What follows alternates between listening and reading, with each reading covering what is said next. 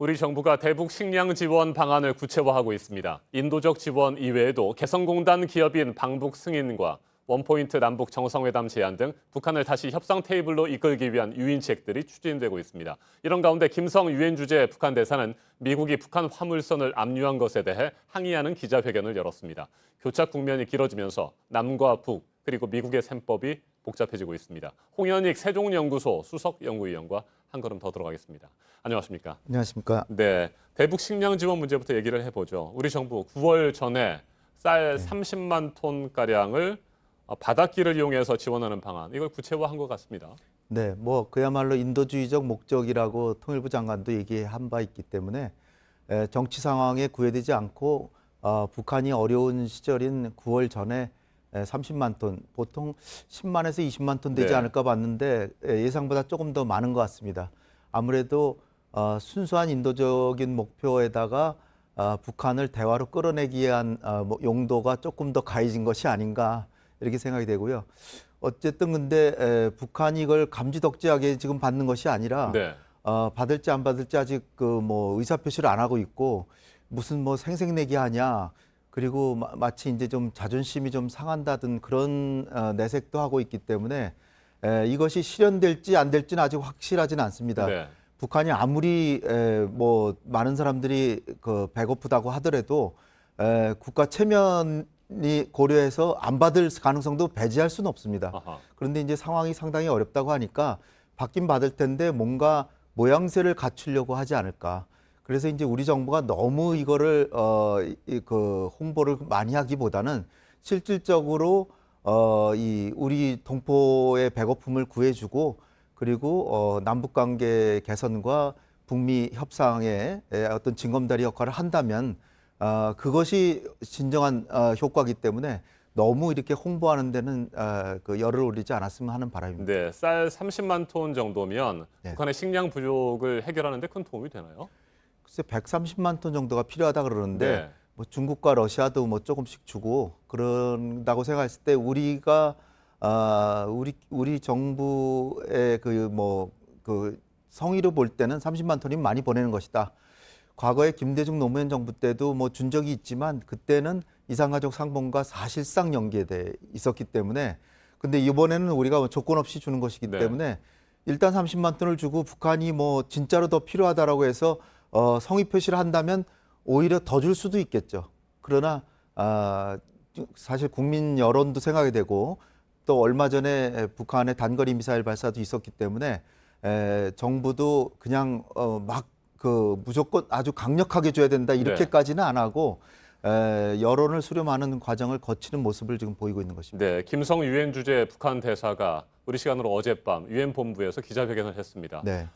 북한 유엔 대사가 유엔 본부에서 영어로 15분가량 기자회견한 것도 굉장히 이례적이라면서요. 네, 기자회견도 했고 예고까지 해가지고 북한의 달라진 모습인데 북한은 이것이 자기네가 더 옳다라고 이렇게 생각을 하는 것 같아요. 그들은 이게 사실 이 배가 유엔 안보리 결의안 위반으로 석탄을 잔뜩 싣고 가다가 작년 4월에 이미 인도네시아한테 억류당한 상태에 네. 있었습니다. 벌써 1년 동안 억류당했는데 지난 5월 9일이죠.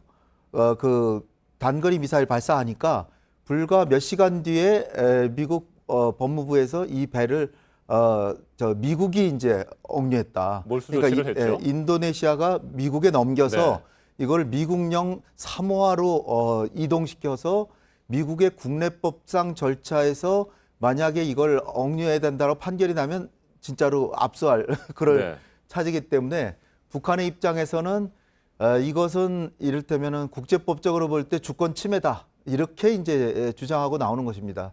이러한 이유의 배경에는 미국이 그동안에는 이런 불법 행위가 발견이 되면 그냥 제재만 했는데 이번에는 아예 그 선박을 압류를 했단 말이죠. 네. 그러니까 이것은 월권이다 이렇게 나오는 것이고 은근히 중국과 러시아가 유엔 안보리에서 이 문제를 가지고 중국과 러시아의 입장은 안보리 제재에는 동의했지만 각국이 안보리 제재다 개별적인 독자 제재를 또 하는 거는 이거는 이중 제재다. 네. 그러니까 그것은 안 하는 게 좋다라는 입장을 갖고 있기 때문에 그러니까 우리의 대북 제재도 중국이나 러시아는 그렇게 좋아하지는 않죠. 그런데 미국은 좀 굉장히 심하게 하니까 거기에 대해서 국제 여론을 환기시키려고 지금 이런 네. 기자회견을 한 것이 아닌가. 자, 그렇다면 안보리 이사국들이 네. 이 북한 화물선의 미국 압류 조치에 관련해서 네. 회의를 열 가능성도 있습니까? 안보리에서 이 문제를 이제 중국이나 러시아가 제기를 해서 미국이 하는 행동은 좀 과도하다. 그리고 특히 정치적이고 한목적성으로 볼 때도 지금 유엔 안보리 제재를 한 것이 북한이 추가 도발하지 말고 핵 협상을 해서 핵을 포기시키는 것인데 자칫 이게 제재 수위가 지나쳐서 그러니까 적절한 수준을 넘어서서 북한이 오히려 핵 포기를 하는 데서 후퇴할 가능성이 있는 거 아니냐. 이런 한목적성을 가지고 중국과 러시아가 이의 제기를 하면 미국은 조금 곤혹스럽겠지만 아마도 자기 입장을 계속 유지하지 않을까 이렇게 생각이 됩니다. 네, 미국의 트럼프 대통령 다음 달 말 오사카 G20 정상회의를 계기로 네. 한국을 방문할 예정입니다. 네. 이에 앞서서 우리 정부는 북한과의 원포인트 정상회담을 판문점에서 갖기를 희망하고 있는 것으로 보이는데 그 전에 네. 말이죠. 이게 가능성이 있다고 보십니까? 가능성은 충분히 있죠. 있는데 김정은으로서는 지금 문재인 대통령을 만나서 자기가 이런 어떻게 보면은 상당히 미국에 대해서 불만을 계속 표출하고 있는데 문재인 대통령을 만난다는 건 대화 쪽으로 조금 움직인다는 거 아니에요? 그런데 네. 그러려면 모양새가 갖춰져야 되고 또 문 대통령 만났을 때 실리가 있어야 되는데 그러면은 미국의 약간 달라진 입장을 우리가 갖고 있느냐가 관건이 될 것 같습니다. 그래서 트럼프 행정부나 트럼프 대통령이 직접 입으로 얘기는 안 했지만 문 대통령한테 만약에 김정은이 대화 쪽으로 나가면 문 대통령께서는 조금 미국에 변화할 수 있다는 가능성을 시사를 해서 북한을 끌어들이자 이런 메시지를 갖고 계시다면 성사 가능성이 높다고 보고요. 그렇지 않다 그러면 김정은이 계속 버티기로 나가지 않을까. 저는 이제 희망하건대는 트럼프 대통령이 지난번 한미 정상회담 때도 우리 국내 여론은 이게 뭐 빅딜 아니면 안 한다는 네. 식으로 보도가 됐지만 실제로 워싱턴 포스트나 미국의 주요 언론은 그 스몰 딜이라도 내용을 봐야 된다.